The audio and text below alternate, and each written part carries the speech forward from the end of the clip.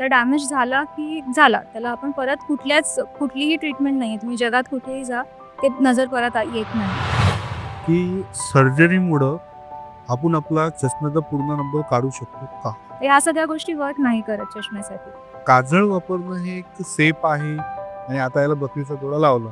तर असं काही असते का? ते ह्युमन टू ह्युमनच होतं. गोट आय टू ह्युमन आय हे नाही पॉसिबल आहे. स्वतःसाठी बनलेला डॉक्टर या गोष्टीचे नेमके कोणत्या प्रकारचे साईड इफेक्ट आपल्याला यामधून बघायला मिळतात? 5-6 वर्षापासून डायबिटीज आहे. तर त्याच्या रेटिनावर हळू-हळू फरक पडत जातो. आम्ही कॅम्प्स केले होते मेळघाट एरियामध्ये. त्या एरियामधून आम्हाला एक लहान म्हणजे अराउंड 13-14 इयर्सची मुलगी होती, जिला कॅटरॅक्ट होता दोन्ही डोळ्यांमध्ये.